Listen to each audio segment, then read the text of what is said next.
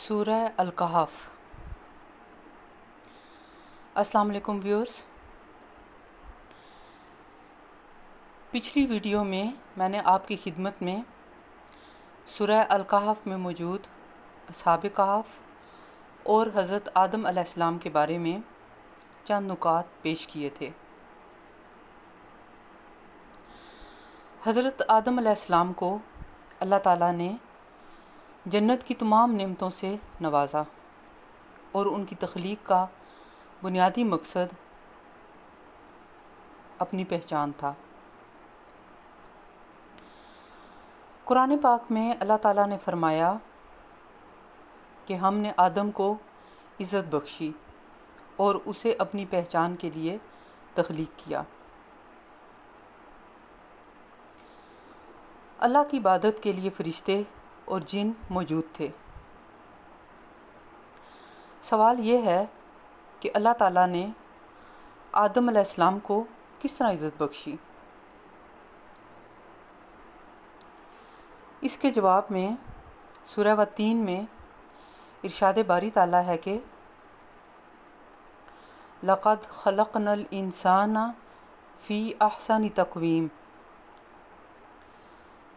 ثُمَّ رَدَدْنَاهُ إِلَىٰ أَسْفَلَ سَافِلِينَ۔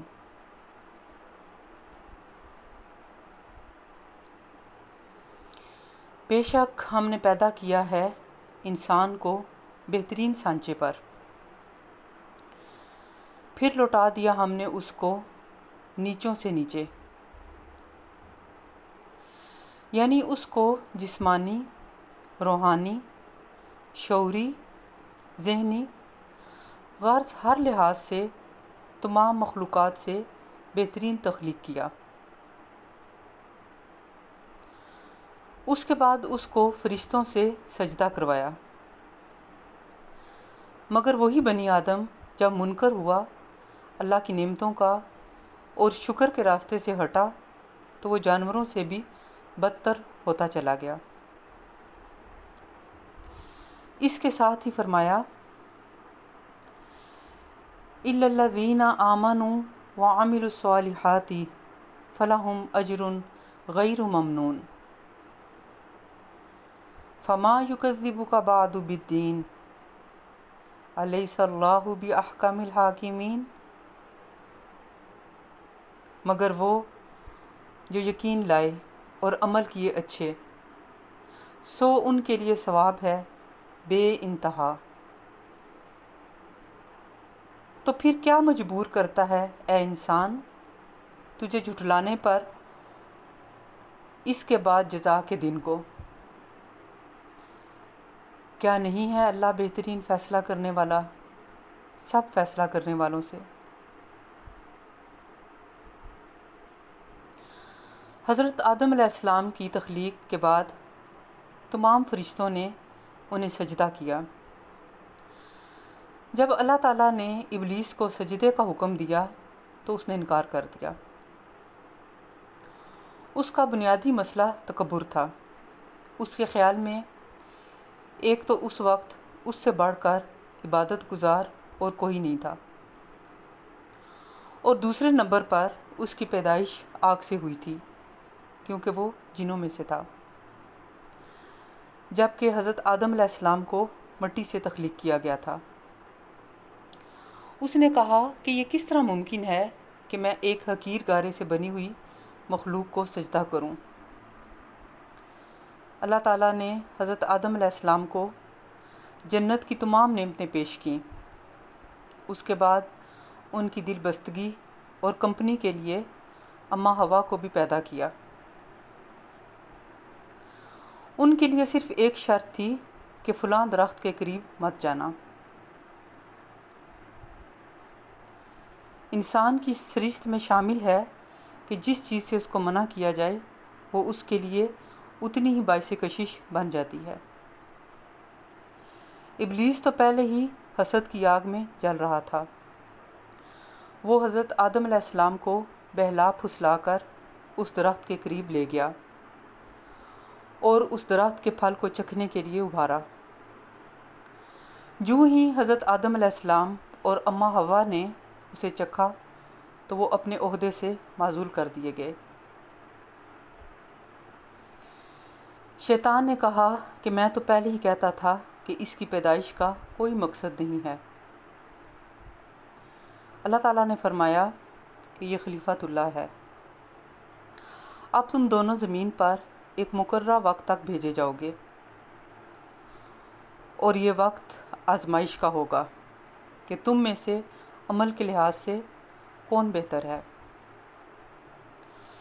اس پر ابلیس بے حد سٹ پٹایا، کیونکہ اس کی پلاننگ فیل ہو چکی تھی۔ اس نے کہا کہ جس آدم کی وجہ سے تم نے مجھے ملعون قرار دیا ہے، میں اسے اور اس کی اولاد کو راہ حق سے بہکاؤں گا، اور ان میں سے اکثریت ناشکرے ہوں گے، زمین پر فتنہ اور فساد کریں گے۔ اللہ تعالیٰ نے اس کا چیلنج قبول کرتے ہوئے فرمایا کہ تم جو مرضی کر لو، مگر میرے بندے ہر حال میں شکر گزار ہوں گے اور تمہارے بہکاوے میں نہیں آئیں گے۔ اللہ تعالیٰ کی ذات سراپا رحمت اور محبت ہے، وہ بیک وقت عاشق بھی ہے اور معشوق بھی۔ عشق کیا ہے؟ The purest form of love, the unconditional love, محبت غیر مشروط، ایسی محبت جو ہر قسم کے سود و زیاں اور شرط سے پاک ہو۔ ایک طرف اس کائنات پر غور و فکر کریں اور اپنی تخلیق پر نظر ڈالیں تو ہر چیز میں اس کی کاریگری دیکھ کر انسان کی زبان بند ہو جاتی ہے۔ دوسری جانب خالق کائنات فرماتے ہیں کہ کون ہے جو اللہ کو قرض حسنہ دے گا تاکہ وہ اس کو کئی گنا بڑھا کر واپس کر سکے۔ پھر فرماتا ہے کہ ایک شخص بتدریج نوافل اور دعا کے نتیجے میں میرا قرب مانگتا ہے، یہاں تک کہ میں اس کا ہاتھ بن جاتا ہوں جس سے وہ پکڑتا ہے، اس کا کان بن جاتا ہوں جس سے وہ سنتا ہے، اس کی زبان بن جاتا ہوں جس سے وہ کلام کرتا ہے، اس کا پاؤں بن جاتا ہوں جس سے وہ چلتا ہے۔ ایک اور جگہ فرماتے ہیں کسی کالے کو گورے پر، گورے کو کالے پر، عورت کو مرد پر اور مرد کو عورت پر سوائے تقویٰ کے کوئی فضیلت حاصل نہیں ہے۔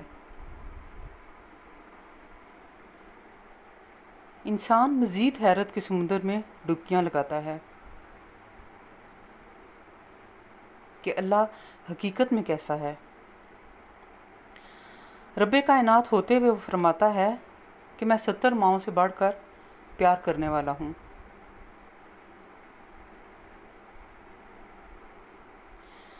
شمس تبریز رحمۃ اللہ علیہ نے مولانا روم رحمۃ اللہ علیہ سے فرمایا تھا کہ اللہ تعالیٰ تمہارے گمان کے مطابق ہے، اگر وہ تمہیں جبر اور سختی کے روپ میں دکھائی دیتا ہو تو اصل میں یہ تمہارے اندر کی دنیا ہے، تم اصل میں ایسے ہو، اور اگر وہ تمہیں سراپا محبت نظر آتا ہے تو یہ تمہاری حقیقت ہے کہ تم اندر سے محبت ہو، کیونکہ آئینے میں آپ کو اپنی شکل نظر آتی ہے۔ یہ حقیقت ہے کہ جیسا انسان خود ہوتا ہے اسے دوسرے لوگ بھی ویسے ہی نظر آتے ہیں۔ اہل محبت اللہ کی کائنات اس کے کلام پر غور و فکر کے نتیجے میں اس نتیجے پر پہنچتے ہیں کہ اس تک پہنچنے کا ایک ہی راستہ ہے کہ اس کی مخلوق سے محبت کی جائے۔ ہر شخص کا اپنا اپنا سفر ہے، جس طرح ہر شخص کے فنگر پرنٹس دوسرے سے جدا ہیں، اسی طرح اس کی اپنی ایک آئیڈینٹی اور پہچان ہے، اس کا اپنا سفر ہے، منزل سب کی ایک ہے۔ اہل تصوف، شریعت والے، عقل مند، کم عقل والے، جاہل، صاحب علم، عورتیں، مرد، امیر، غریب، کالے اور گورے، سب اس شاہراہ پر گامزن ہیں۔ کسی مسافر کو دوسرے پر انگلی اٹھانے کا حق نہیں ہے۔ جو کسی کی جانب انگلی اٹھاتا ہے وہ اس بات سے بے خبر ہوتا ہے کہ اس کی باقی 4 انگلیاں اس کی اپنی جانب ہیں۔ بات پھر ابلیس کے چیلنج کی طرف جاتی ہے، جو کہ ناشکرا پن اور تکبر ہے۔ مولانا روم رحمۃ اللہ علیہ فرماتے ہیں کہ جو جستجو کرتا ہے وہ پا لیتا ہے۔ اس کا اصل سرمایہ اس کا درد ہے۔ جہاں درد ہوتا ہے دوا وہاں پہنچتی ہے، جہاں فقر ہوتا ہے نعمت بھی وہیں آتی ہے۔ یہاں نعمت سے مراد عشق الہی ہے، وہ انکنڈیشنل لو ہے کہ جو رفتہ رفتہ آپ کے اندر کے تمام رنج و عمل مٹا کر آپ کو نہ صرف اندر سے شانت کر دیتا ہے بلکہ دوسری مخلوق کے لیے بھی آپ باعث رحمت بن جاتے ہیں۔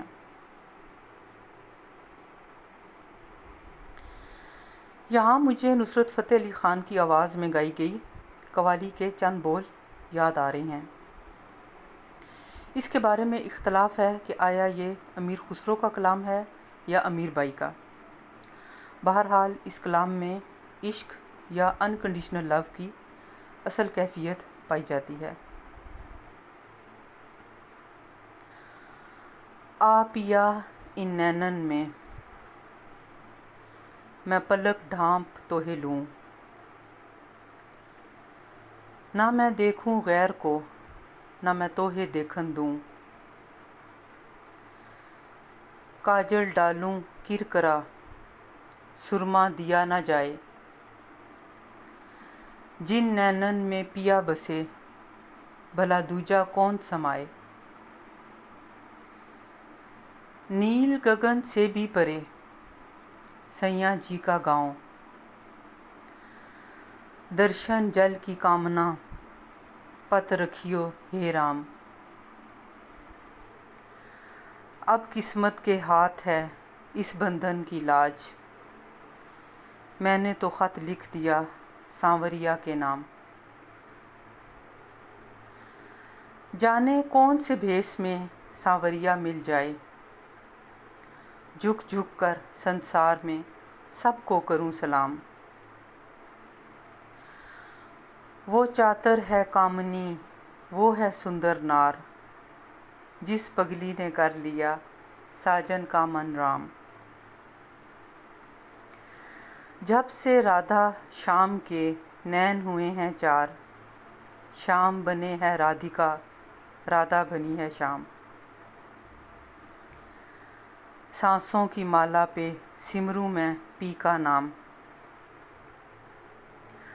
اپنے من کی میں جانوں اور پی کے من کی رام، یہی میری بندگی ہے یہی میری پوجا ہے، کہ سانسوں کی مالا پہ سمروں میں پی کا نام۔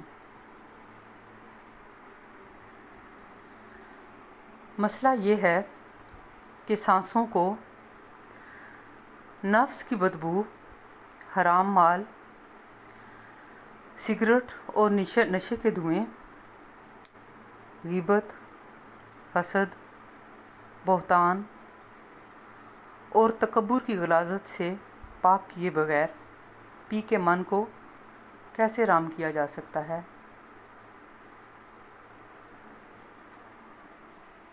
آپ سب کا بہت شکریہ۔